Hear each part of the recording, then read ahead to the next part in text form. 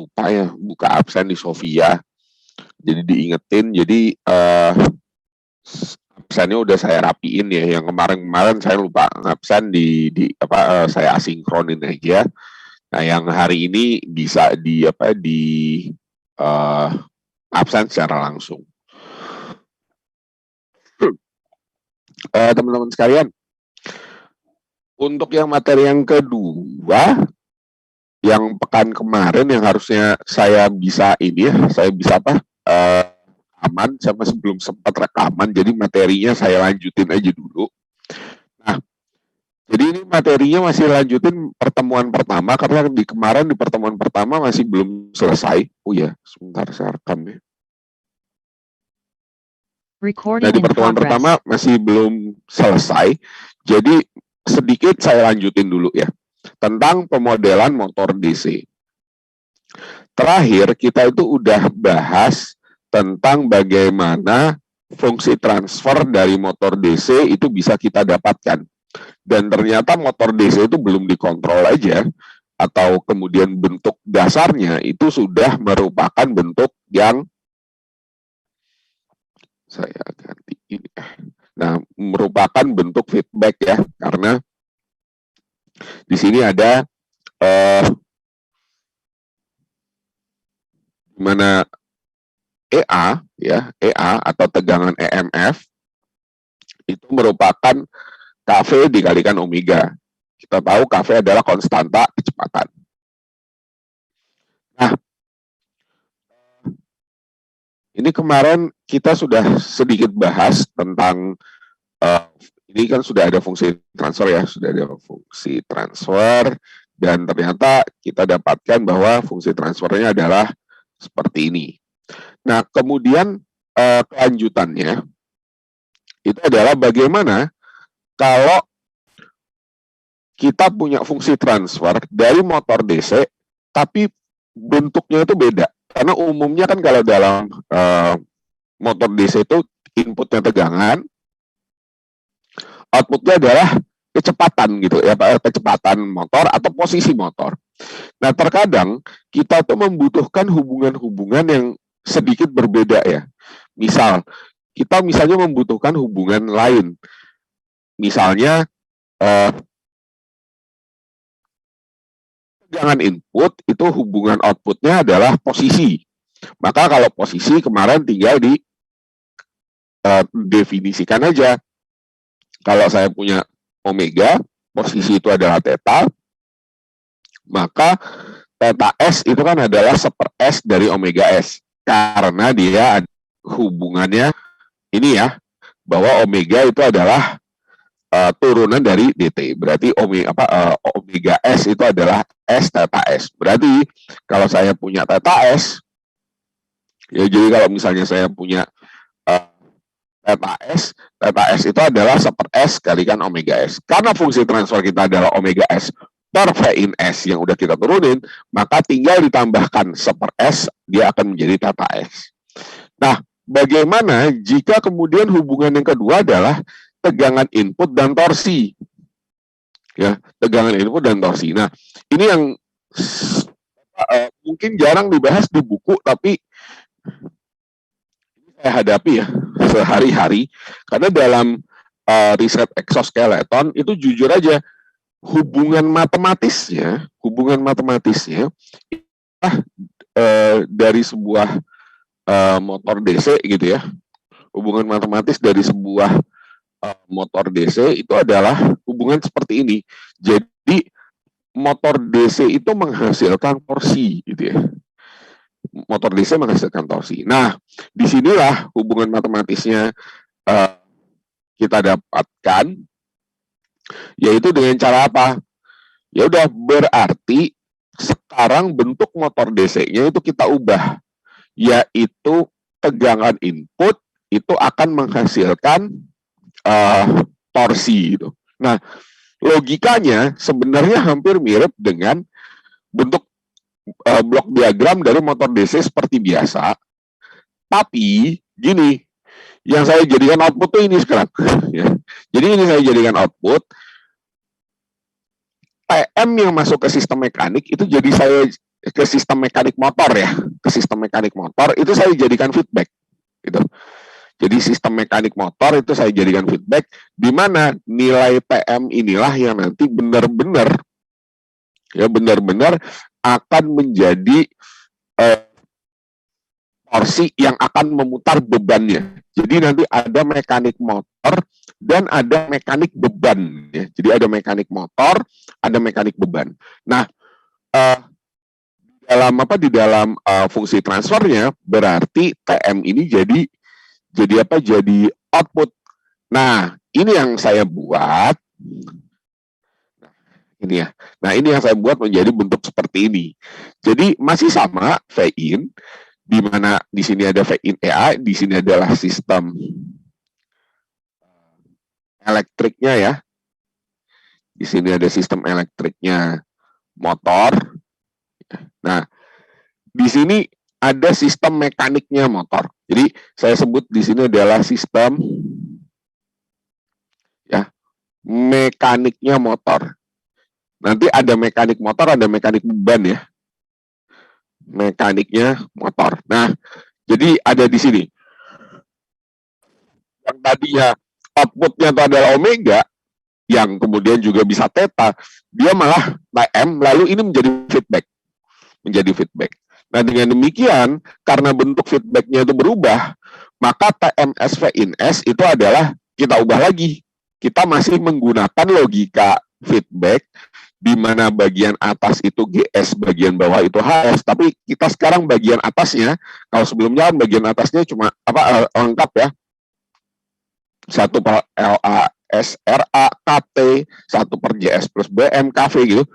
Ya, yang bagian bawahnya feedbacknya cuma KV, yang bagian atasnya kan 3 ini. Nah, sekarang yang bagian atasnya cuma 2, tapi bagian feedbacknya adalah ini. Oke.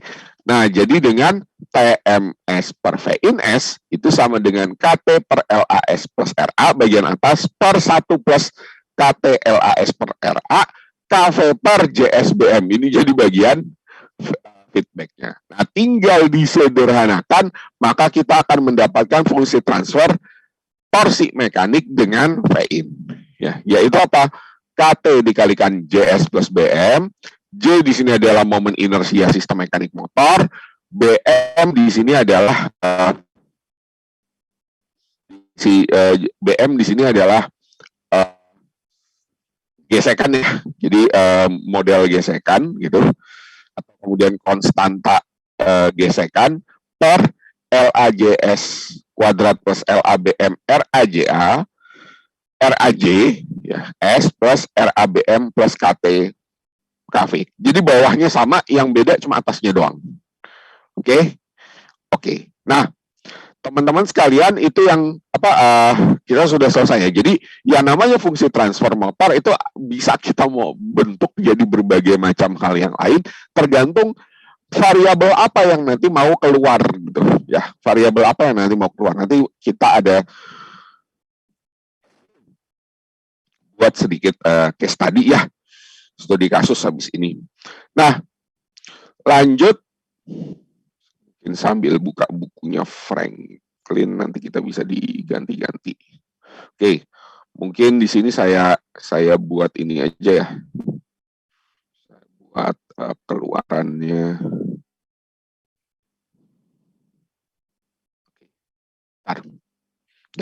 Nah, kita lanjut. Apa pengaruh penambahan gearbox pada DC gitu ya. Nah, di sini ada video 2. Saya nulis mau menampilkan video 2. Aduh, belum saya siapin videonya. Bentar ya.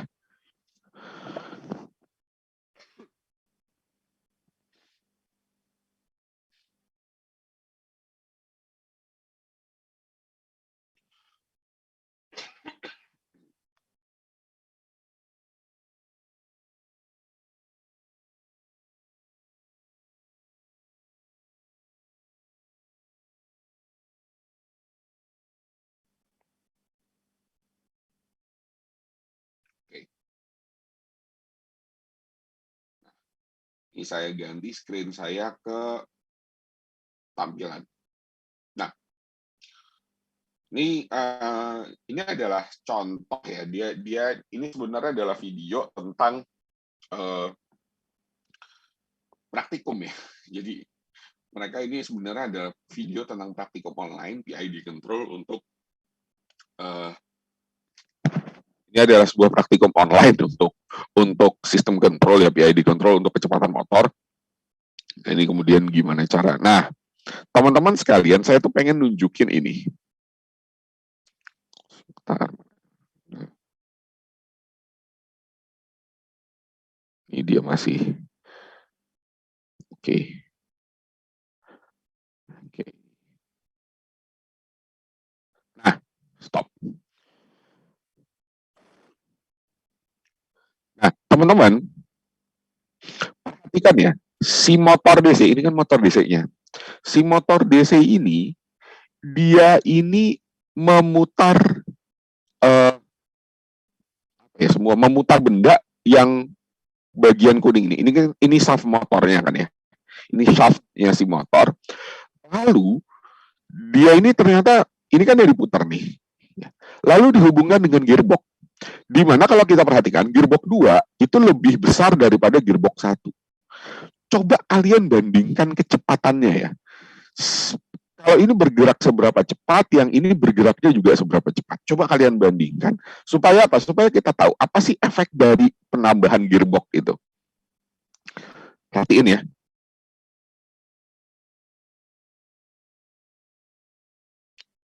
Kita akan lihat bagian ini berputar lebih cepat dibandingkan bagian ini. Nah, ini juga kan, yang bagian yang motor itu akan lebih cepat daripada bagian yang kena gearbox-nya. Kena gearbox. Nah, oke. Sebenarnya cuma saya pengen nunjukin itu aja sih sebenarnya, teman-teman. Saya balik lagi ke catatan ya.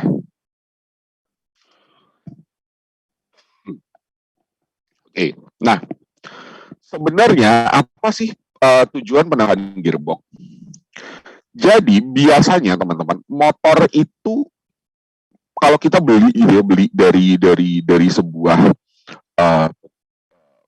ya toko tentang motor DC itu, kita tahu bahwa yang namanya torsi motor itu kecil, ya. Karena motornya juga kecil, apalagi motor-motor gepeng, saya suka bilang motor gepeng gitu ya, yang dipakai di exoskeleton gitu ya. Jadi dipakai di exoskeleton. Saya kasih contoh ya, Maxon BLDC motor. Nah, saya akan kasih satu contoh aja misalnya. Dia adalah produk dari Maxon yang sering digunakan untuk exoskeleton ya. Saya share screen ya, yang lain lagi dulu. Ini untuk menambah kenapa sih kita butuh gearbox gitu ya. Nah, teman-teman sekalian, misal saya ambil yang ini misalnya. Nah, di exoskeleton motornya tuh kayak gini. Dia tipis ya, jadi supaya exoskeletonnya tuh nggak bulky gitu. Nah, jadi dia bentuknya tuh tipis kayak gini. Nah, saya ambil diameter yang paling gede ya, yang 42 mm. Jadi yang 42 mm berarti ya lumayan lah 5 sentian gitu ya. 30 watt, di dalamnya udah ada hall sensornya untuk deteksi arus. Nah, begitu kita lihat spek, ada yang aneh. Perhatikan, torka konstan itu berapa? 25,5 mili Newton meter ampere. Mili. Berarti kan dia kecil banget. Ya. Nah, apa sih efek penambahan gearbox? Kenapa kita butuh gearbox? Gearbox memang akan memberikan efek pengurangan kecepatan. Tetapi ternyata efek pengurangan kecepatan itu akan memberikan efek lain, yaitu peningkatan torsi. Jadi, ya, kita tuh kalau kemudian ngelihat gearbox itu hubungan matematiknya itu begini. Misal saya punya 2 buah gearbox dan gearboxnya tuh tambah besar gitu ya. dengan perbandingan N1 dan N2, di mana N1 dan N2 itu adalah jumlah gerigi N2 dan jumlah gerigi N1. Nah, lalu kemudian di sini ada gear ratio, di mana gear ratio-nya itu adalah N2 per N1. Ternyata, teman-teman, kalau kita bandingkan kecepatan, ya, kalau kita perhatikan di sini ya, nah, kalau kita bandingkan kecepatan, N2 per N1 itu berbanding terbalik dengan kecepatannya si motor. Misal gini, kecepatan dari dua gear ini. Kalau di gear 1 itu kecepatannya omega 1 dan di gear 2 itu kecepatannya omega 2, maka N2 per N1 itu adalah sebanding dengan omega 1 banding omega 2. Artinya, saya tulis di bawah ya, di sini ya. Misal kita itu punya N2 itu adalah 100 gerigi, dan kemudian kita punya N1 itu adalah 10 gerigi, maka perbandingannya kan 10 ya. Maka misal kecepatan di omega 1 itu adalah katakanlah 100 ya, 100 lagi lah, 200 misalnya ya. Atau jangan 200 kegedean, misalnya 5 radian per second, maka kecepatan di omega 2 itu adalah 0,5 radian per second. Di mana di sini ada N. N-nya adalah sama dengan 10 kan gitu kan ya. Nah, N-nya 10. Nah, tetapi bagaimana dengan torsi? Torsinya naik. Jadi kalau kemudian untuk torsi saya tulis di sini aja ya. N2 itu sama dengan 100 dan N1 itu sama dengan 10 ya.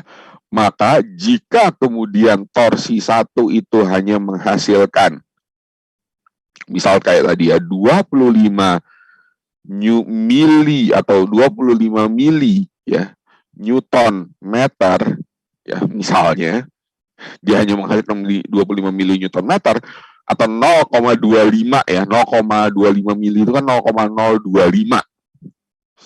Saya tulis ulang ini aja. 0,025 Newton meter, maka dengan perbandingan 100 banding 10 atau 10 kalinya, dia bisa naik menjadi 0,25 Newton meter. Apalagi kalau perbandingannya 1000. Ya, apalagi kalau perbandingannya 1000. Nah, inilah yang kemudian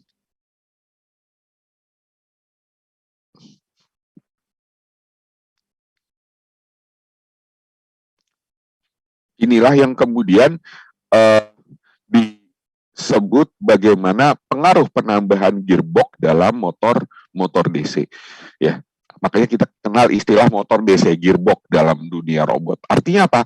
Dia memang kecepatannya rendah tapi torsinya yang tinggi. Kita nyari torsi istilahnya gitu ya. Kita nyari torsi. Nah, oke, sebelum kita masuk materi kedua ya, saya akan mencontohkan beberapa contoh soal yang kemudian bisa kita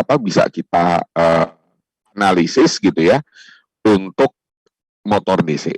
1. Jika BM itu diabaikan, bentuklah fungsi transfer theta M dikalikan theta MS dan VIS. Jadi kalau kemudian BM-nya itu diabaikan gitu ya. Jadi gini teman-teman, ini sebenarnya kasus apa? Kalau teman-teman lihat di buku, ya, lihat di buku Franklin, nah, teman-teman akan mendapatkan satu keterangan. Keterangannya itu begini. Ya, jadi teman-teman akan dapat satu keterangan, ya, di mana keterangannya itu adalah bahwa biasanya sebuah motor DC secara real ya, saya buat jawaban soal nomor 1 ya. Biasanya sebuah motor DC itu secara real, dia tuh dimodelkan begini teman-teman. Theta MS ya, per V in S itu hanya digambarkan sebagai sebuah begini. K per S dikalikan tau S plus 1. Atau jika kita itu pengen memodelkan dengan omega, ya dengan kecepatan motor, ya, dengan kecepatan motor doang, maka hasilnya adalah theta M, saya kemana Pak? Ya, theta motor ya, sorry omega M ya, omega MS per V in S sama dengan K per tau S plus 1. Nah, ini yang kemudian sering muncul gitu ya. Ini yang kemudian sering muncul di banyak sekali manual booknya engineering. Jadi ini adalah sebuah sistem sistem orde 2 dan ini adalah malah jangan-jangan sebuah sistem orde 1 gitu. Loh, padahal kita itu kan modelnya yang lengkap ya. Jadi istilahnya kan gitu. Jadi padahal kan modelnya yang lengkap itu, oh maaf, di sini saya pakai istilah omega ya, omeganya begini ya. Omeganya begini. Nah, padahal di kasus di buku-buku gitu ya, di buku-buku tuh kebanyakan itu adalah kasus tentang ini apa bentuknya tuh begini. Padahal fungsi transfernya itu kan nggak sesimpel ini kan. Fungsi transfernya itu kan lengkap banyak gitu ya. Yang ini orde 3, yang ini orde 2. Lah kok kemudian malah kalau di manual book motor ini orde 1 ya. Dan yang ini adalah orde 2 gitu, yang posisi gitu. Nah, ini kan menjadi sebuah keanehan. Apa sih sebenarnya yang terjadi? Jadi gini teman-teman. Di motor waktu shaftnya itu bergerak, shaft itu ini ya, waktu ini tuh bergerak, katakanlah motornya itu bergerak, itu kan ada B. Ya, saya manfaatkan gambarnya yang soal nomor 2 ya. Nah, biasanya kalau di sini nih ada friksi, berarti kan ada rugi-rugi. Nah, rugi-rugi dayanya itu dibentuk apa? Karena ada friction, itu kecenderungannya dia akan memberikan gesekan dan lama-lama motor itu panas. Dan itu akan membuat motor itu cepat rusak. Akhirnya mereka tuh membangun satu teknologi mekanik, gimana caranya agar B ini atau gaya geseknya ini hilang gitu. Dan itu berhasil. Makanya kenapa kemudian motor kita tuh lambat, motor listrik tuh lambat sekali untuk panas gitu ya. Lambat sekali untuk bisa panas karena uh, gaya geseknya tuh diminimalisir sedemikian rupa. Ya, diminimalisir sedemikian rupa.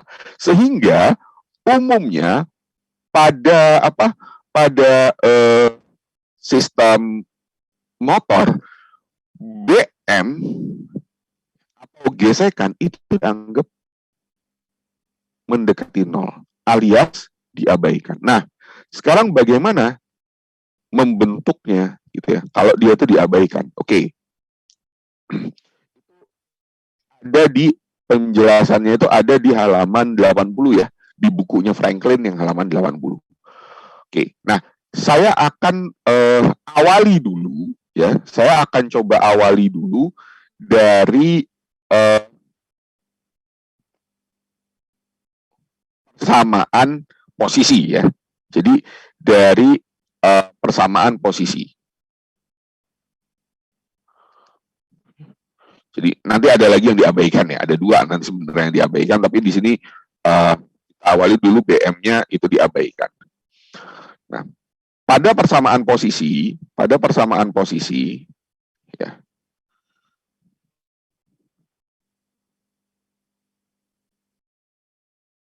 Saya keliru teman-teman.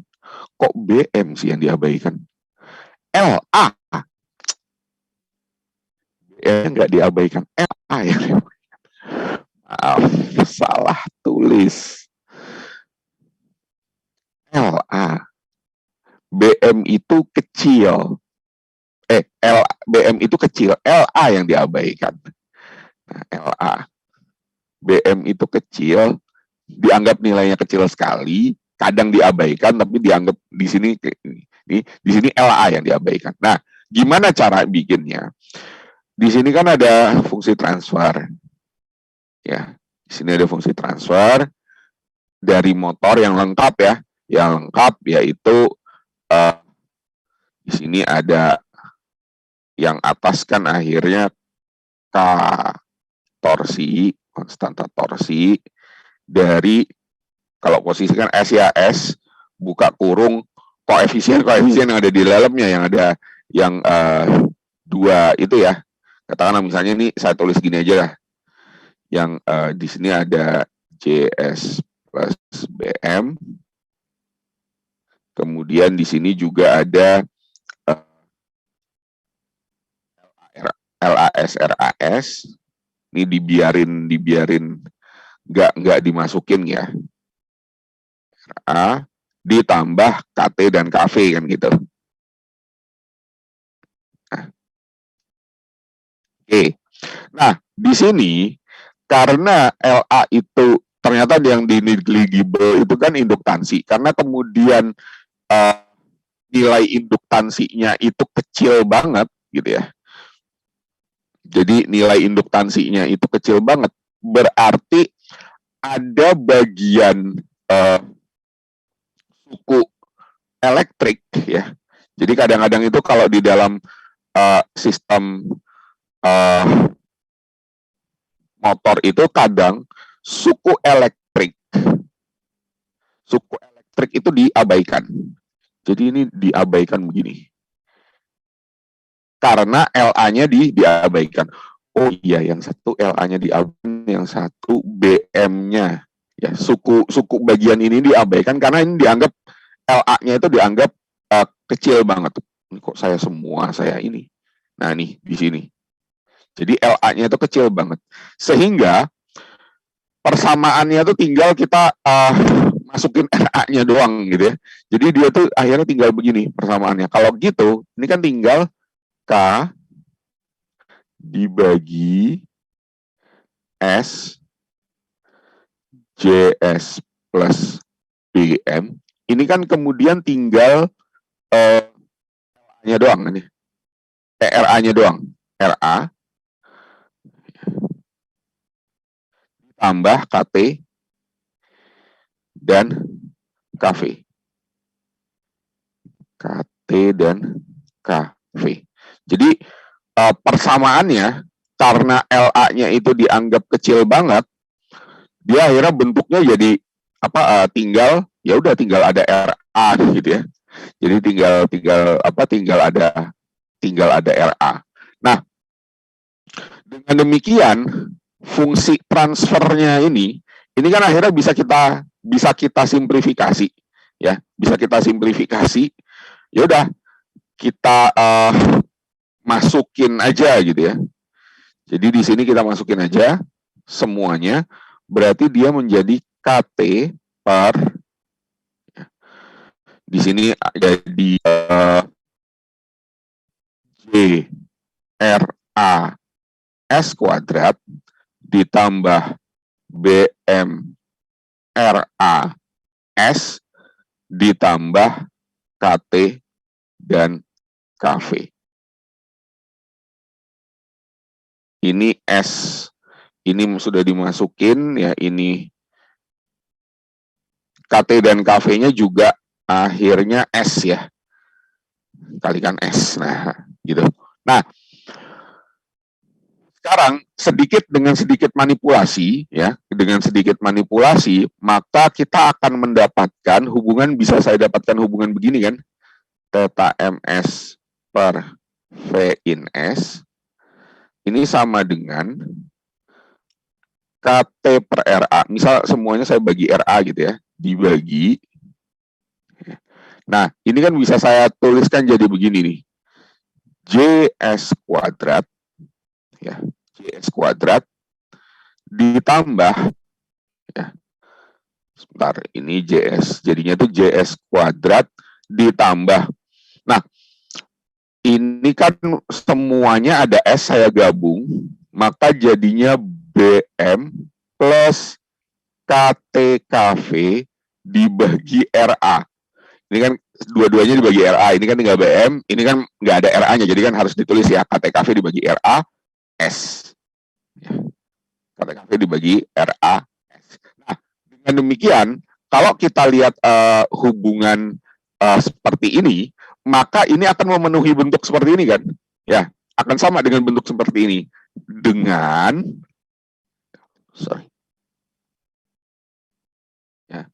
dengan K, K yang di sini itu adalah KT per RA, ya.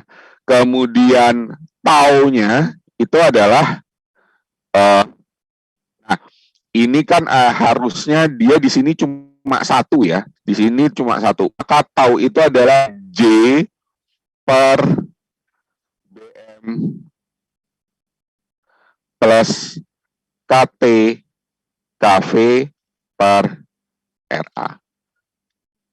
Jadi kalau dalam eksperimen, beberapa eksperimen motor gitu ya. Jadi kalau kemudian kita dapatkan, oh sorry, ini saya belum selesai kayaknya. Saya selesaikan dulu ya. Ini kan masih belum satu. Ini saya selesaikan dulu lah daripada ini. Ini kan masih bentuknya seperti ini. Nah ini misalnya kita buat di sini KT per RA gitu ya. Kemudian di sini kan bawah kita bagi BM KTKV per RA ya. Ini misalnya yang bawah kita J dibagi ini, atas kan juga harus ya. Berarti K itu ini saya buat gini aja lah biar nggak ini ya. Jadi di sini adalah KT per RA per sebentar, ini kayaknya kehalang sama panel halaman ya. KT per RA dibagi ini ya, karena kan di sini sukunya harus satu, berarti ini dibagi BM plus KT KV per RA, atau nanti habis ya, KT-nya habis. Nah, dibagi dengan, sebentar panelnya zoom saya naikin dulu, dibagi dengan ini, berarti J-nya itu adalah J per BM plus KT KV per RA S kuadrat ditambah S. Nah, polanya jadi bisa seperti ini. Dengan demikian, K besar itu adalah KT per BM ditambah KT KV per RA. Lalu kemudian taunya itu adalah ini J per ya, J per semua, maka RA-nya naik. Berarti taunya itu adalah J RA per BM ditambah KT KV. Oh, ini RA-nya udah habis. Kan udah dibagi, berarti tinggal ini aja. Nah, jadi bentuk seperti ini. Nah, jadi teman-teman, biasanya dalam motor itu kadang-kadang LA diabaikan. Walaupun bisa juga ya, kalau BM-nya itu diabaikan gitu. Ini saya coba walaupun ini nggak ada di buku. Karena yang pengalaman yang saya dapatkan di model exoskeleton, kadang tuh BM-nya justru yang diabaikan gitu ya. BM-nya diabaikan. Ini kalau B yang diabaikan gimana? Kalau B yang diabaikan, berarti kan I-nya yang BM-nya yang diabaikan, LA-nya ada, berarti kan berarti nanti dia jadi orde 2 ya. Sistemnya itu sistem orde, enggak, tetap jadi orde 2 bentuknya seperti ini. Kita coba ya. Misal sekarang BM-nya yang dianggap 0, maka fungsi transfernya kita coba aja dulu. in S itu adalah KT dibagi, kita coba aja, S buka kurung, di sininya adalah JS aja, di sininya adalah, akhirnya JS-nya bisa kita masukin gini ya, masuk ke dalamnya JS, oh gini, JS kalikan LA, J, jadinya JLA, oh ya, dia akhirnya tetap ini, kalau dia JS ini kita kalikan, sebentar, dia akhirnya tetap jadi pangkat 3 ya. Kalau misalnya BM-nya yang diabaikan, dia tetap akan jadi pangkat 3. Jadi JSLAS kuadrat ditambah, nah tapi di sini tinggal RA. Ditambah RA, ini kan gini ya, sorry. Nah, ditambah ini, oh enggak, udah enggak ada. Ditambah KTKV. KT dan KV. Jadi kalau kemudian yang diabaikan itu adalah BM-nya, itu tetap menjadi KT per, akhirnya jadi gini ya, S buka kurung JLA S kuadrat plus RA KT KV. Nah, jadi bentuk begini. Oke.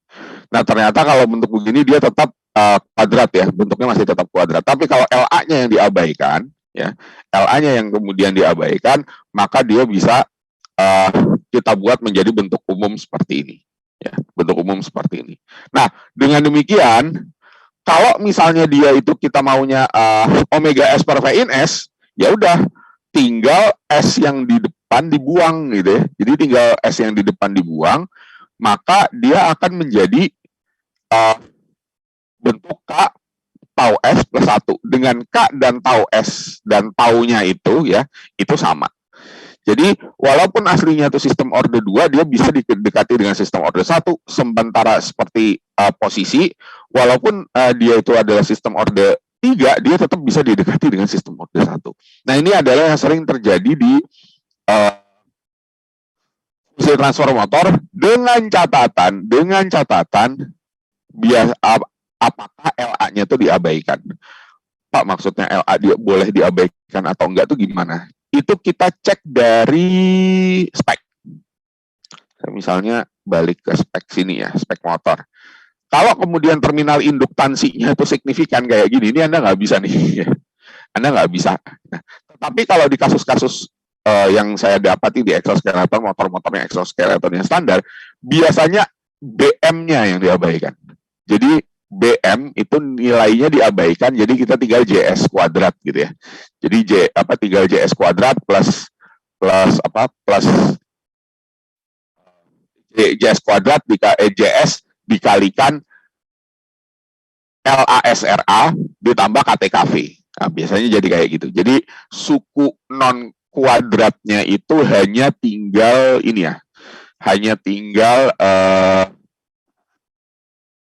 RA-nya doang, ya, RA-nya doang. Jadi biasanya kalau misalnya kasus seperti ini dan saya harus memodelkan, saya ganti ya, misalnya bukan kasus posisi bukan kasus posisi, misalnya biasanya kasusnya kecepatan misalnya ya, kasusnya kecepatan. Jadi gimana nih kalau kemudian saya harus membuat seperti ini?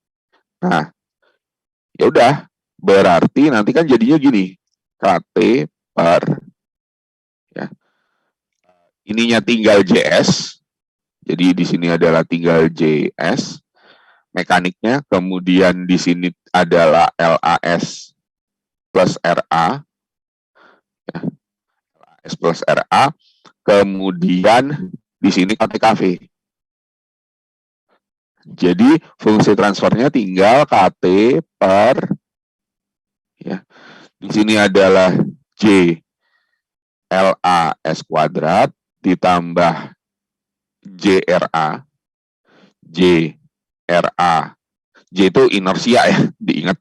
JRAS ditambah KTKV.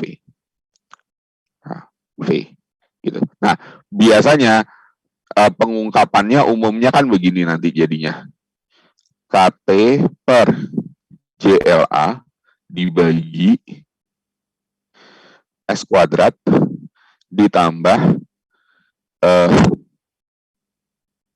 A per LA S ditambah KTKV per JLA. Nah, kebanyakan nanti ungkapannya nanti begini ya.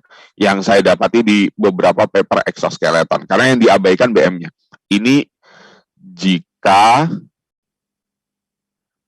BM diabaikan.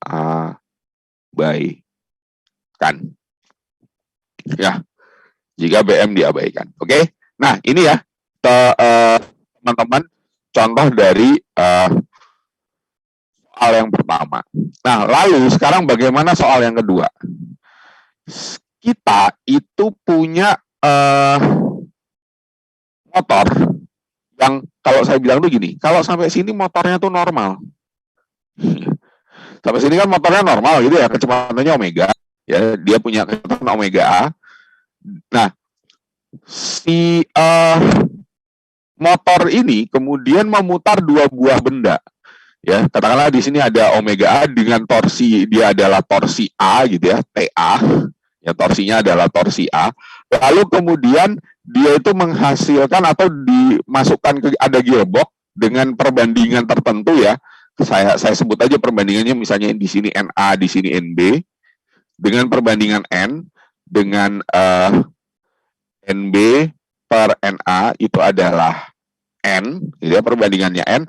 Nah, bagaimana modelnya kalau saya mau bikin fungsi transfernya itu di omega B-nya ini ya. Jadi bagaimana saya harus membangun fungsi transfer jika kemudian itu punya fungsi transfernya itu di omega B-nya ini. Oke. Nah, gini teman-teman. Sebelum saya ke hitung-hitungannya ya, saya pakai warna yang rada-rada gelap aja. Gini. Kita tahu bahwa ini kan masih ini kan masih satu bagian dengan si motor ya. Ini kan masih satu bagian dengan si motor. J ini kan menunjukkan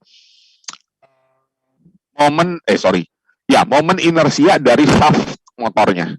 Jadi kalau saya tambahkan di sini ada variabel namanya omega M. Oke. Jadi di sini ada variabel, di sini namanya adalah omega M. Jadi si torsi motor ini menghasilkan omega M. Jadi bagian ini adalah beban ya. Bagian ini adalah bebannya. Nah, jika kemudian kita asumsikan begini, ini diingat ya, karena ya, atau nggak apa-apa nanti saya bolak-balik. Jika kita asumsikan, untuk soal nomor 2, asumsikan dulu misalnya, asumsikan bahwa omega M itu sama dengan omega A. Jadi di sini kita anggap gearbox karena di sini nggak ada keterangan ini ya. Ini di layar saya slide-nya.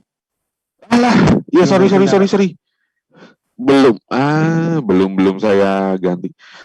Saya full screen kan aja ya. Oke, udah ya. Udah.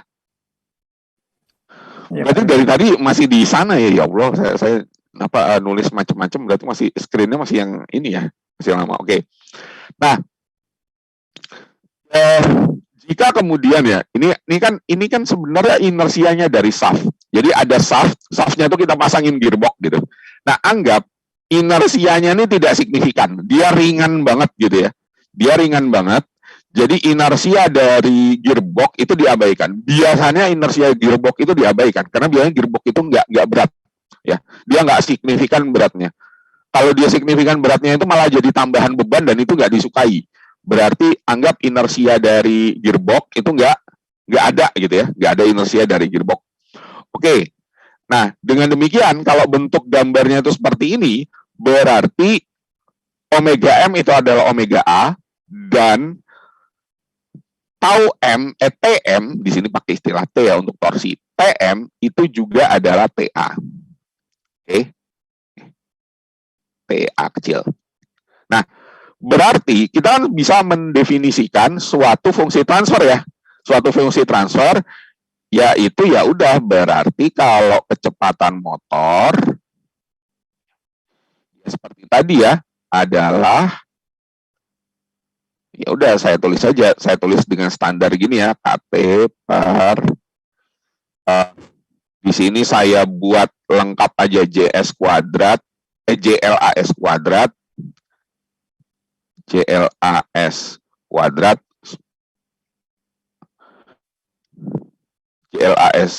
JLAS kuadrat ditambah JRA BLA ya.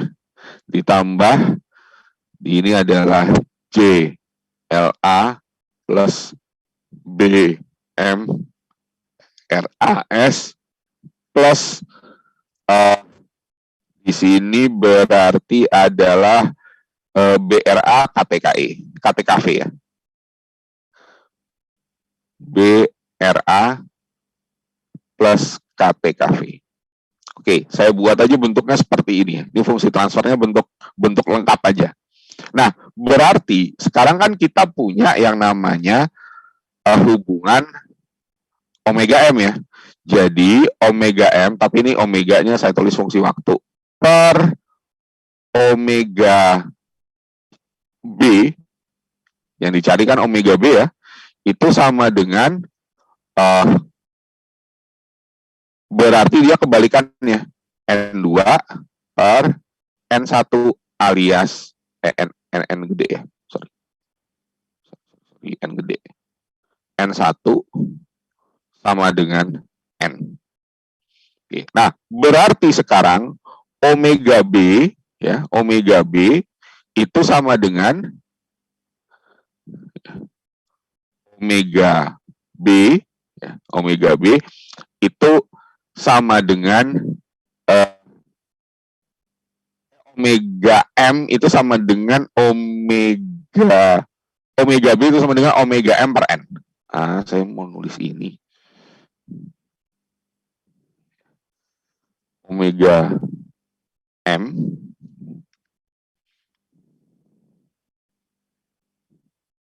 itu sama dengan omega B per N. Nah, gini. Dengan demikian, ini kalau ini asumsi yang pertamanya omega M sama dengan omega E, A, M sama dengan TA, itu berarti adalah omega BS per V in S sama dengan, jadi KT bagi aja dengan N, bawahnya sama. Ini asumsi yang pertama ya, asumsi yang pertama, S kuadrat plus JLA plus BM RA S plus BRA plus KT KV. Kok KT plus KV? KT kali KV. Nggak rancu. Nah, ini. Nah, ini adalah fungsi transfer dengan asumsi yang pertama. Lalu, bagaimana kalau kemudian kita punya hubungan yang lain gitu ya? Kita punya hubungan yang lain di mana kemudian ternyata kita tidak bisa mendefinisikan secara langsung gitu. Jadi kita tidak bisa mendefinisikan secara langsung dari, jadi kita nggak bisa kayak tadi ya, kayak yang ini nih. Kita nggak bisa kayak gini. Jadi nggak bisa omega M sama dengan omega E, TM dan TA. Nah, kalau ini nggak bisa, berarti kita harus mendefinisikan momen inersia dari dua sistem mekanik ini. Jadi kita harus mendefinisikan momen inersia dari dua sistem mekanik ya, dari dua sistem mekanik. Begini logikanya. Oke. Nah, jika, saya tulis di sini aja ya, jika suatu jika asumsi di atas tidak bisa, ya, jika asumsi di atas tidak dapat digunakan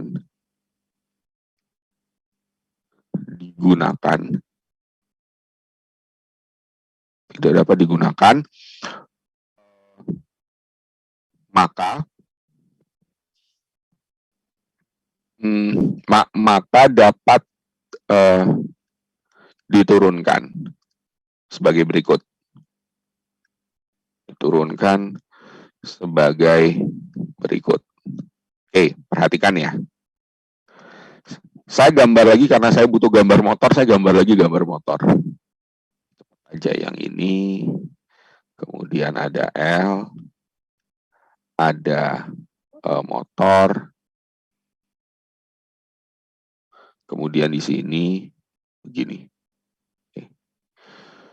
Ini tegangan input, saya tulis domain waktu.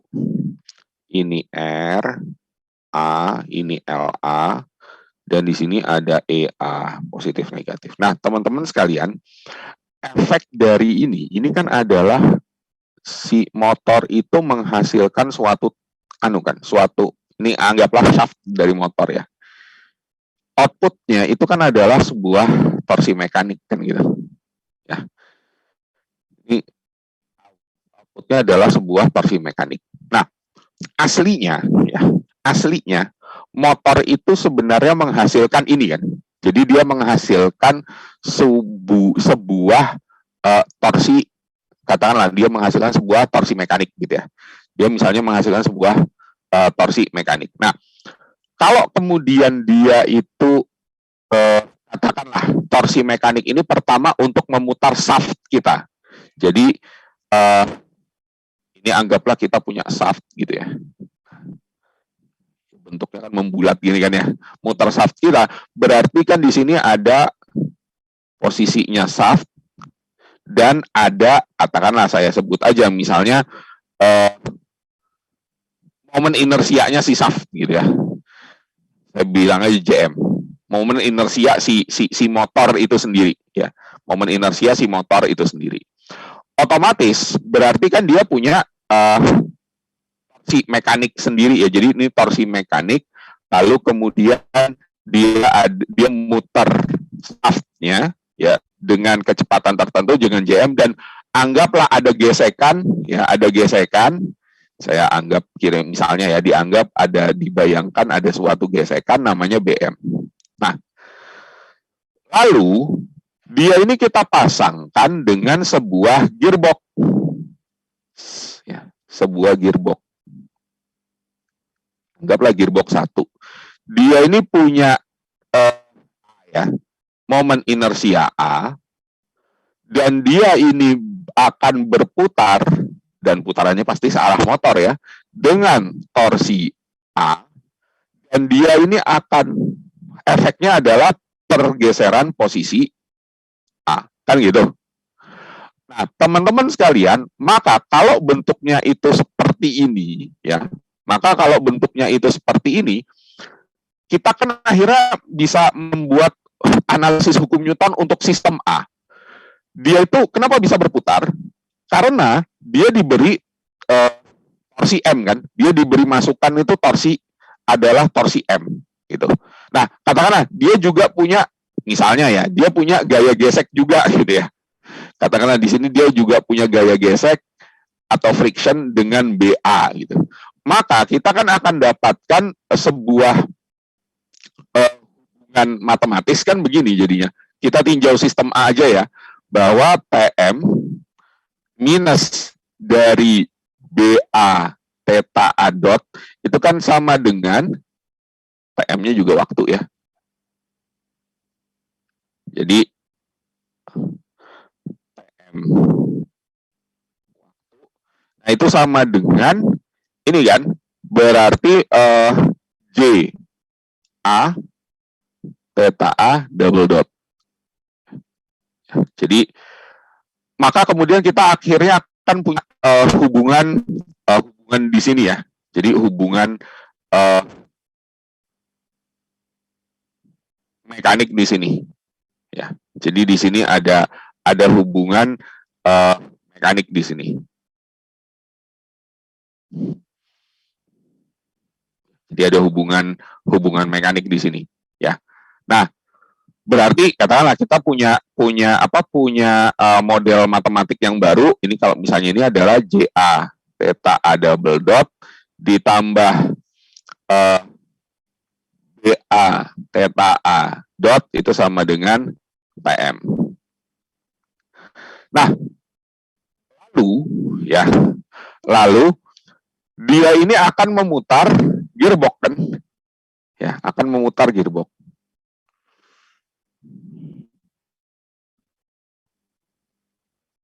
Ini akan memutar gearbox, dan gearboxnya ini katakanlah gearbox yang kedua ya, yang namanya B itu punya inersia B gitu ya. Kemudian dia punya inersia JB, dan dia akhirnya juga punya gaya gesek ya. Saya anggap dia juga punya gaya gesek BB. Dan dia akan berputar dengan katakanlah torsi B dan kecepatan B gitu ya. Dengan kecepatan B. Maka kemudian kan di sini akan ada lagi jadi ini kan torsi yang dihasilkan oleh sistem mekanik yang awal ini akan jadi input ya. Input bagi si B ini kan ya. Si B ini. Nah, bagaimana kemudian kita bisa menggabungkan gitu ya, menggabungkan antara dua bagian ini, maka kita akan bisa dapatkan ya. Jadi kita kan akan bisa dapatkan sebuah hubungan di mana hubungannya tuh gini teman-teman. Kalau saya tinjau B bagian A, begitu motor itu mau diputar ya, begitu motor itu mau diputar dan kemudian kita pasangin gearbox, maka yang terjadi adalah di A ini dia itu ada tambahan yang kita sebut torsi A ya. Tadi kan saya kan mengabaikan ya, di mana torsi A-nya kan saya kebalik menulis torsi A, sorry. Ini torsi A, ini kemudian kalau ini torsi B-nya ke bawah, benar. Ini torsi A-nya ke atas. Saya sesuaikan dengan yang di buku ya, analisisnya.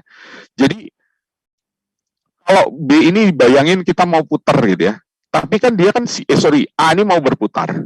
Akibat adanya TM.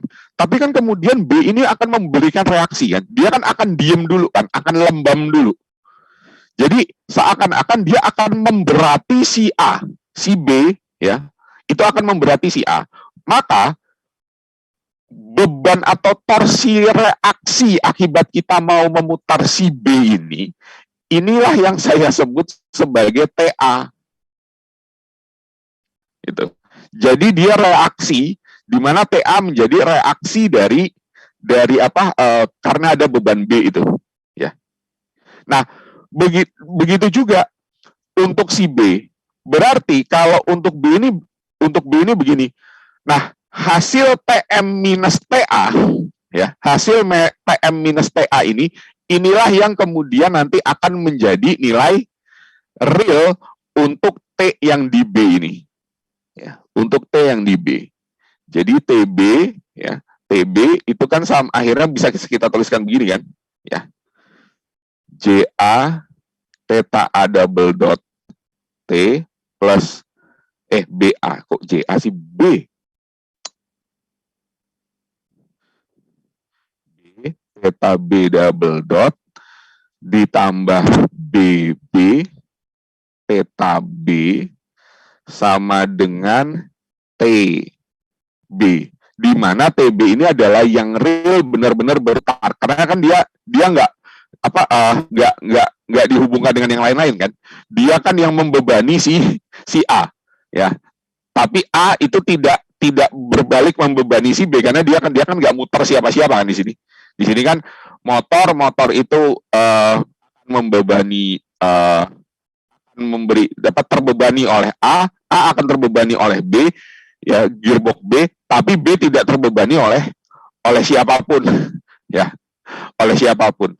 Nah, dengan demikian kita kan punya hubungan matematis begini, ya, JB theta B double dot ditambah BB theta B dot sama dengan TB. Nah, ini bisa kita hubungkan karena kita mau nyari hubungan kecepatan di B, ya, yang kita cari kan hubungannya kecepatan di B, ya, maka saya bisa tuliskan begini. Pertama-tama saya, karena kita pengen bikin fungsi transfer kecepatan, ini agak saya simplifikasi menjadi omega ya, menjadi omega biar gampang.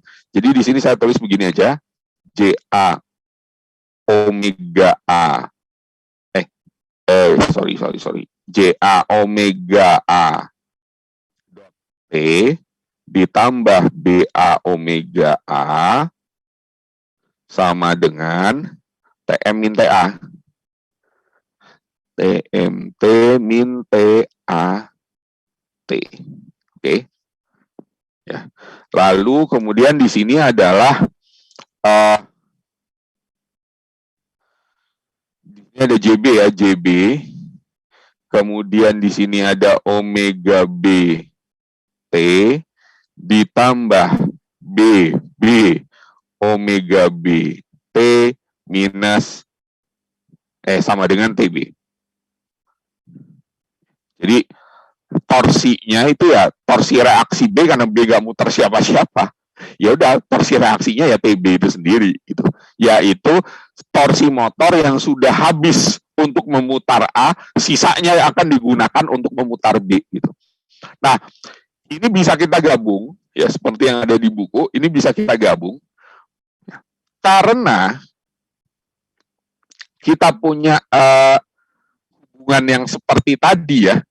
Karena kita kemudian punya hubungan seperti tadi, maka kita bisa mendapatkan perbandingan itu jadi begini.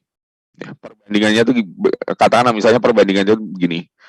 Nah, seperti kalau misalnya saya ambil di buku ya seperti hubungan yang ada di persamaan 278 itu, maka ini kalau digabung dia adalah JB. Ini misalnya saya gabung. Oh, penggabungannya tuh begini. Ya. Oke. Kita kan tahu bahwa kalau dia itu kecepatan, berarti kan hubungannya menjadi omega B min per omega A itu sama dengan NA per NB. Ya. Karena NA per NB itu adalah atau ini saya pakainya kan N2 per N1 atau NA per NB, NA per NB aja ya. Karena NA per NB itu adalah ini omega MO kebalik.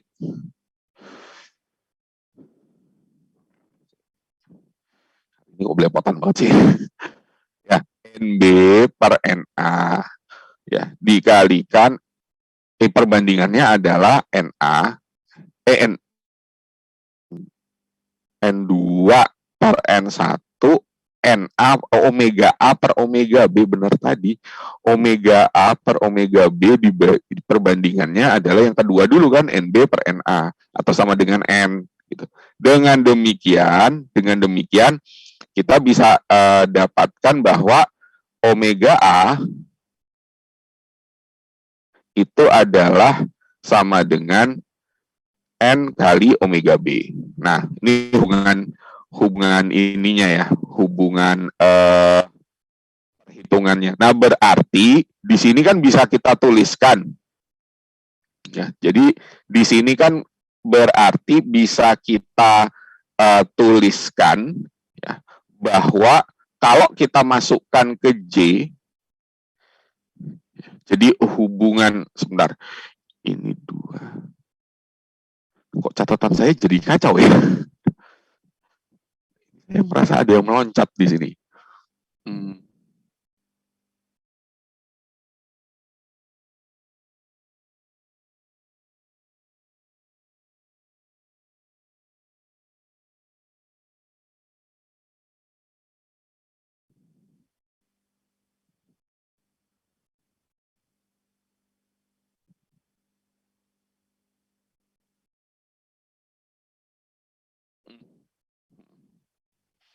Nah, di sini kan kita bisa gunakan juga hubungannya begini. Ini hubungan yang pertama ya. Hubungan yang kedua adalah TB per TA itu kan sama dengan N gitu ya. Sama dengan N. Nah, jadi bentuknya seperti ini. TB per TA itu sama dengan N. Karena kita mengasumsikan ada reaction ini ya. Jadi reaction di TA-nya ini. Nah, TB per TA itu sama dengan N, maka ini hubungan ini kita masukkan ke sini. Ya, jadi hubungan ini kita masukkan ke sini supaya kita akan bisa mendapatkan hubungannya omega B gitu loh. Ya, kita bisa mendapatkan hubungannya itu omega B. Jadi berarti kan TA itu bisa saya tulis begini. Berapakah TA? TA adalah N dikalikan JB omega B dot ditambah BB omega B. Ya. Ini kan jadinya karena TA, sorry. Ini TB kan sama dengan N dikalikan TA. Berarti TA sama dengan, maaf, ini per N. Nah, dengan demikian, ini saya masukkan ke atas. Ya, ini saya masukkan ke atas. Ini saya masukkan ke atas. Lalu kemudian JB-nya ya saya geser, ya N-nya juga saya geser. Biar kita cepat masuk materi yang kedua. Sebentar, nanti ada tambahan sedikit. Maka ini bisa saya tuliskan menjadi hasilnya adalah yang J ketemu yang J. JB plus JA N kuadrat. Ini karena efek ini ya, karena efek apa? Maka ini menjadi omega B. Ya. Jadi ini kan adalah efek dari perbandingan ya. Jadi omega A N. Jadi berarti ini kan omega A-nya itu bisa kita ganti menjadi N omega B. Nah, berarti ini jadi omega JB plus JAN kuadrat, omega B dot, ditambah berarti B-nya juga ya, BB per BA kuadrat. BAN kuadrat. Ini jadi omega B sama dengan, nah, karena di sini ada efek N juga, berarti di sini jadi N PM. Karena dia harus dikalikan N kan tadi. Nah, dengan demikian, ini kita sebut sebagai J ekivalen, ini kita sebut sebagai B ekivalen. Ekivalen itu apa? Sudah gabungin semuanya. Ya, sudah gabungin semuanya. Dengan demikian, sistem mekanik kita itu adalah menjadi J ekivalen S omega B ditambah B ekivalen omega B sama dengan N dikalikan TM. Nah, berarti fungsi transfer kita ya, jadi fungsi transfer mekaniknya, gabungannya itu menjadi begini kan. Ya, jadi dengan demikian berarti sebentar. Kalau saya buat outputnya itu adalah omega, sempit banget nggak apa-apa. Turunin dulu. Nah, dengan demikian, kalau kemudian outputnya itu saya anggap omega S dan inputnya itu adalah TM S gitu ya, maka fungsi transfernya kan jadi begini. J E Q S plus B E Q. Nah, ini nanti akan kita hubungkan dengan penghasil torsi tadi. Makanya saya kok memberikan fungsi transfer ini loh, ya, fungsi transfer ini. Nah, ini akan kita akan kita dapatkan dengan si torsi tadi. Ini kan outputnya TM. Nah, tinggal kita kalikan dengan omega BS per TM, maka kita akan dapatkan omega BS per in S. Jadi, ini kita gabungin lagi kan ke sini ya. Nah, dengan demikian karena saya sudah punya fungsi transfer ekivalen kayak gini, maka ini tinggal kita gabung. Dengan demikian, omega BS per PMS, VIS, sorry, VIS, VINS, itu adalah, ya, itu adalah gini. Ini omega BS, ini VINS ya. Yang PMS per VINS, yang outputnya adalah torsi, itu kan fungsi transfernya KT dikalikan JAS plus BM dibagi standar motor ya, bawahnya motor gitu. Jadi JALAS kuadrat ditambah JARA ya. Biru sebentar. Ini berarti JARA BLA. Oke. JARA plus B. Ini saya nggak konsisten, kadang pakai BM, kadang pakai US BM lah. BMLA S plus yang bagian belakang itu adalah BRA. Oke. BMRA plus KTKV. Nah, dikalikan dengan itu tadi ya, yang theta B per theta M. Jadi theta B per theta M-nya itu adalah tadi output inputnya bagian atas N, bagian bawahnya adalah JEQS plus B ekivalen. Nah, dengan demikian fungsi transfernya udah digabungin aja ya, theta B S per in S itu sama dengan ya udah tinggal N JEQS plus BEQ.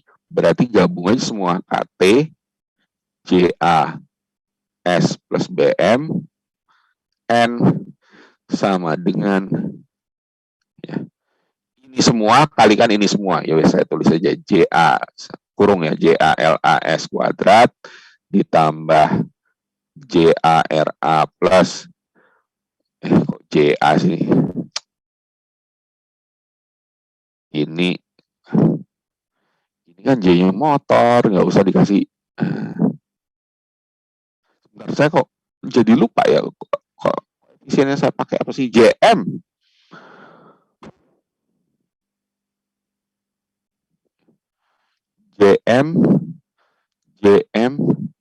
JMRA BMLA S plus BMRA plus KTKV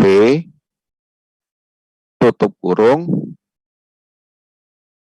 JEQS plus BEQ. Nah, jadi kayak gini. Fungsi transfernya rame banget ya. Fungsi transfernya. Jadi makanya memang kadang makin banyak kita menambah sebuah gearbox, itu akan makin membuat penambahan berbagai macam hal. Oke, ya udah 18:21, 20 menit lagi, nggak apa-apa. Nanti semoga saya sebelum berangkat ke Jogja pekan depan sempat ya bikin video untuk sistem kontrol pengganti yang pekan kemarin itu, dan nanti akan coba saya tambahkan juga materinya.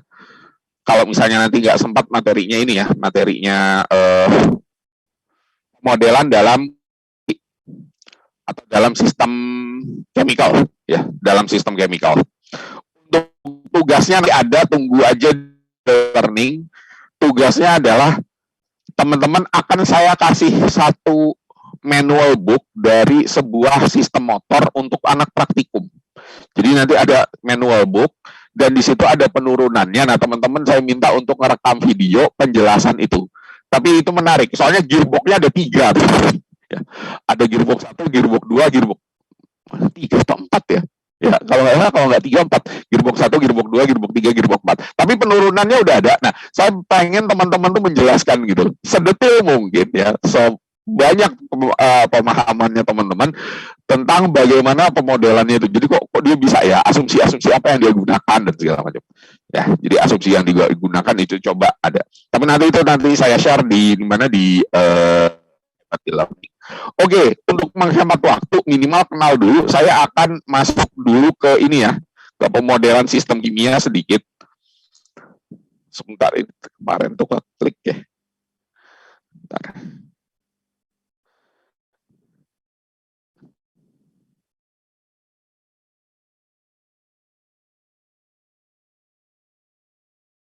Oke, kita masuk ke pembahasan selanjutnya, yaitu pemodelan sistem proses kimia dan fisiologi. Nah, teman-teman, apa sih sistem proses kimia yang nanti sebenarnya sistem fisiologi kita tuh akan ngikutin sistem proses kimia? Itu adalah suatu sistem yang bekerja menggunakan hukum-hukum konversi energi dan massa. Waktu fisika dasar, teman-teman kan belajar tentang hukum konservasi energi. Belajar kan ya? Jadi opsi kekekalan. Ya. Jadi ada hukum konservasi energi ya. Konservasi energi atau kita kenal dengan istilah hukum termodinamika pertama ya. Ada di mana di kuliah biotransport kalau ada yang ngambil, atau di kuliah fisika medis teman-teman juga kenal dengan hukum konservasi massa ya. Nah, atau kemudian saya nggak tahu di kimia sempat dijelasin nggak hukum konservasi campuran kimia ya. Di sini ada campuran. Nah, si hukum konservasi itu, sebenarnya hubungan ini, teman-teman, hubungan yang logika bahwa bagaimana kalau ada sesuatu yang masuk dan kemudian sesuatu yang keluar, lalu ada sesuatu yang digenerasi dan ada sesuatu yang diabsorpsi, itu akhirnya mempengaruhi dinamika sebuah variabel itu sendiri. Jadi gini, misal di sini ada sebuah variabel di mana kalau saya tulis variabel-variabel ini semuanya sama ya, menunjukkan satu variabel yang sama. Maka di tengah-tengah ini saya sebut sebagai variabel terakumulasi ya. Ini tambahannya ini variabel terakumulasi.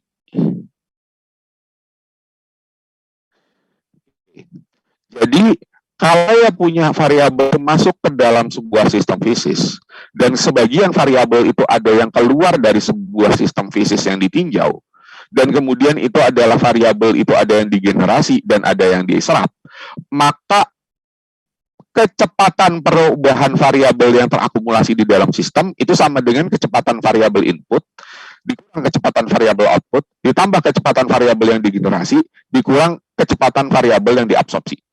Oke, mungkin teman-teman bingung, kita masuk ke contoh aja teman-teman. Tapi saya akan contohkan dulu yang hukum konservasi energi. Bagaimana perubahan energi di dalam sebuah, atau bagaimana perubahan energi di dalam sebuah inkubator bayi. Tahu inkubator bayi ya? Kita punya inkubator bayi. Bayangkan sebuah inkubator bayi. Bayangkan ya. Ini saya tulis saja ya. Inkubator bayi. Inkubator bayi. Kita kan kalau mau naikin suhu, itu kan kita ngasih kasih panas kan ya, panas yang masuk. Nah, panas yang masuk itu dari heater itu adalah laju energi panas yang masuk atau laju energi yang masuk. Sebagian karena kita butuh aliran udara. Kalian udah pernah lihat ini belum? Inkubator bayi di lab belum? Udah. Kita tuh punya loh inkubator bayi. Jadi dia tuh ada panas kan dari heater listrik, heater masuk. Nah, terus habis itu di inkubator bayi itu ada bolongan, teman-teman. Supaya udara tuh bisa istilahnya tuh udara itu bisa bisa gerak gitu loh. Jadi nggak mulek deh istilahnya. Udara tuh bisa gerak. Maka kalau kita masukkan panas, lalu kemudian bolongannya, nah itu kan berarti udaranya bisa keluar. Maka energi panas yang masuk itu sebagian itu juga akan keluar. Maka kita punya laju energi yang keluar. Nah, laju energi yang masuk ini kita anggap positif dan laju energi yang keluar ini kita anggap negatif. Lalu, misal di dalam inkubator bayi itu ada bayi. Bayi itu kan melakukan apa yang kita sebut sebagai termoregulasi. Termoregulasi. Jadi, bayi yang kuning itu kan termoregulasinya belum bagus, dia masih harus dihangatkan di dalam inkubator. Nah, termoregulasi, pada saat tubuh kita melakukan termoregulasi, maka ada dua kejadian, teman-teman. Yang pertama bisa jadi tubuh kita itu mendisipasikan atau menghasilkan panas atau mengenerate panas. Maka ada laju energi yang digenerasi. Ya. Emang tubuh kita menghasilkan panas? Anda gini aja deh, contoh paling gampang. Anda masuk ke kamar yang ada AC-nya, Anda pasang AC-nya nanggung. Nanggung itu nggak dingin-dingin banget gitu lah. Satu orang masuk, terus masuk 2 orang, masuk 3 orang, 4 orang, 5 orang, dan semuanya sehat. Ya, semuanya sehat dan AC-nya memang di bawah dari suhu tubuh. Apa yang terjadi? Makin lama kok makin panas ya. Yang tadinya orangnya cuma 1 sama orangnya 5 itu terasa gitu. AC-nya sama, suhunya kita setting sama, tapi kok yang ini kok jadi lebih panas ya. Nah, kayak gitu. Nah, itu adalah akibat termoregulasi. Dan juga termoregulasi itu panasnya yang kemudian ada di sini, ya, yang kemudian diberikan si laju energi ini diserap sama dia. Ya, dia juga butuh diserap panas, dan apa yang terjadi di inkubator bayi adalah biasanya penyerapannya sangat besar gitu. Nah, dengan demikian kita bisa mendefinisikan sebuah hukum konservasi. Hukum konservasi apa?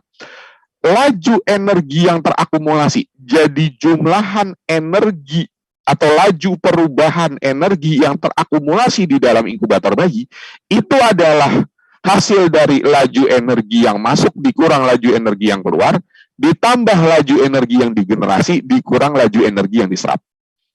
Oke? Oke. Nah, secara matematik bisa kita tulis begini. Laju itu kan turunan. Berarti turunan energi per waktu itu adalah, ini semuanya laju ya. Saya tulis Q ini semuanya laju. Mungkin biar nggak rancu saya kasih dot karena ini turunan. Kalau Q itu energinya, nah gini, biar nggak rancu ya.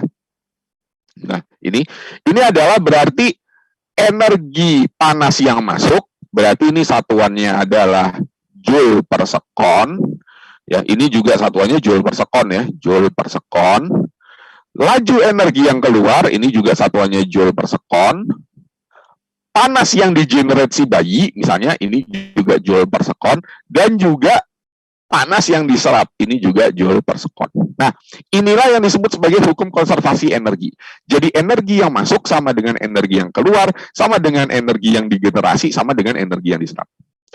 Bagaimana hukum konservasi masuk untuk massa? Sama juga. Ingat nggak yang namanya tangki air ya?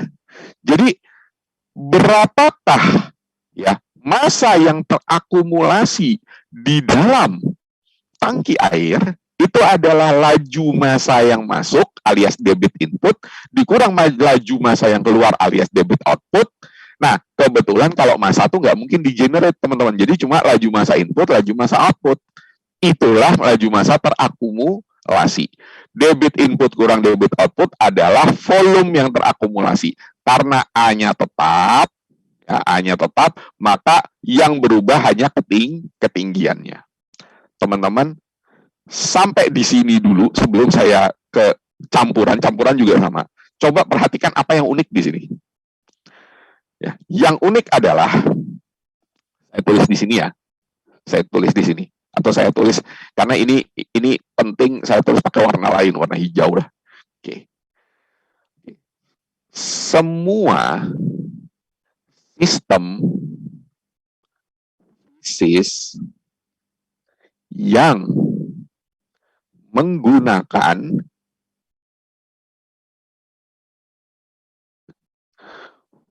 konversi, apapun itu, pasti mempunyai model orde 1. Ini yang unik. Jadi yang namanya sebuah sistem fisis, ya, sistem fisis di hukum yang menggunakan hukum-hukum konversi, dia itu pasti modelnya tuh orde 1. Hampir nggak pernah dia punya model orde 2. Kalau sampai modelnya orde 2, artinya, teman-teman, artinya dia itu proses itu punya lebih dari satu sistem. Tapi kalau kita hanya meninjauannya pada satu sistem saja, dia itu pasti adalah sebuah sistem orde 1. Ya, mungkin dia ordenya lebih dari orde 1. Karena konsekuensi dari apa? Konsekuensi dari hukum konversi energi, di mana dia begini. Ya. Laju bla bla bla bla yang terarti itu pasti turunan satu kali ya.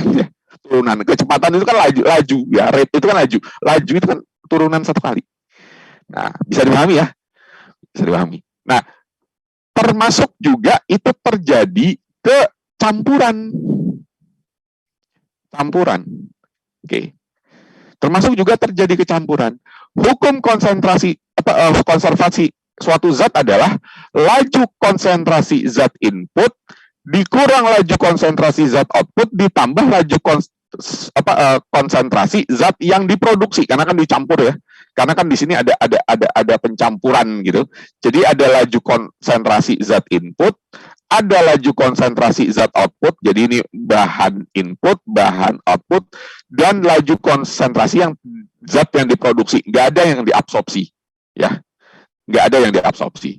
Sehingga persamaannya pun menjadi ya rho dVx per dt. V ini adalah laju volume yang diproduksi, ya, di mana W ini adalah laju W1, W2 ini adalah laju aliran produksinya atau laju alirannya, X itu konsentrasi zatnya. Jadi W1 X1, W2 X2, WT XT. Teman-teman yang harus saya tekankan adalah tidak berarti proses kimia itu selalu linear loh ya. Proses kimia bisa non-linear, tapi dia selalu orde 1. Oke. Nah, oke, 5 menit lagi. Contoh kasus 1 akan saya bahas, semoga saya bisa bikin videonya, tapi saya langsung ke contoh kasus medisnya saja. Ini teman-teman. Saya pernah cerita tentang min arterial min arterial pressure blood ya. Nah, kasusnya itu adalah pemodelan bagaimana hubungan antara hubungan laju ini ya. Jadi laju volume darah dalam arteri ya. Jadi volume darah dalam arteri kita itu bisa kita modelkan. Dari apa? Dari pemodelan sistem inlet dan sistem outlet. Ya, dari sistem inlet dan sistem outlet. Nah, tetapi di sini nanti akan ada video yang akan saya didetailkan ya. Saya pengen langsung aja ke aplikasi medisnya. Jadi di sini kita juga menggunakan ya, kita juga bisa menggunakan logika kita juga bisa menggunakan logika seperti tadi. Jadi laju volume darah di dalam arteri itu adalah sama dengan F itu laju aliran darah input dikurangi laju aliran darah output. Kenapa saya butuh laju volume darah? Karena nanti saya akan berbicara tekanan darah. Maka salah satu unsur dalam perhitungan tekanan itu adalah volume. Dan itu menggunakan hukum konservasi massa. Jadi laju aliran volume dalam darah itu adalah laju volume darah di dalam arteri itu adalah laju aliran input dikurangi laju aliran output. Nah, ini adalah salah satu contoh ya, tetapi di sini memang saya buat fungsi transfernya itu dengan pendekatan elektrik. Nah, nanti ada penjelasan tersendiri bahwa terutama dalam kesamaan proses konservasi, maksudnya nulisnya konversi, konservasi massa, ya, itu kadang kita bisa meminjam logika elektrik, di mana apa? P itu disamakan dengan tegangan, padahal dia tekanan, laju aliran itu arus, katup di sini kan ada seperti katup ya, di kan beberapa dalam aliran jantung kita, ini kan pembuluh darah arteri kita tuh dihubungkan dengan katup jantung. Jadi katup jantung itu adalah resistansi, ya. Katup jantung itu bisa sebuah resistansi atau sebuah induktasi. Lalu volume chamber kita itu adalah kapasitansi, ya. Jadi katup jantung kita itu bisa kadang-kadang sebuah resistansi, dan dia juga berperilaku seperti induktansi. Jadi saya bisa turunkan dengan logika elektrik, ya. Logika elektrik, baru kemudian saya masukkan hubungannya ke PC gitu, sehingga saya dapatkan bahwa volume itu berhubungan dengan tekanan input, tekanan pada arteri, dan tekanan outputnya, gitu. Nah, yang namanya kontrol, ya, mean arterial pressure itu adalah di bagian ini. Tapi ini dibalik, ya. Kalau ini kan pressure maka menentukan aliran. Kalau kita nanti balik modelnya, aliran bisa menentukan pressure. Karena nanti dalam pemodelan fisiologi itu sistemnya timbal balik, ya. Jadi dia nggak mungkin yang input akan menjadi output selalu. Kadang-kadang timbal balik, input menjadi output pun nanti akan bisa menjadi output tuh bisa menjadi input, dan yang input akan bisa menjadi output. Tergantung kita nanti mau meninjaunya sebelah mana. 839, habis ini kita ditutup sama Zoom.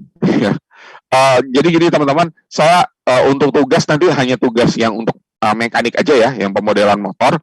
Kemudian untuk videonya, semoga hari Ahad maksimal Senin saya bisa bikin video untuk melanjutkan lagi atau kemudian menjelaskan lagi tentang sistem kimia. Plus nanti akan saya gabung, ya. Akan sedikit saya gabung dengan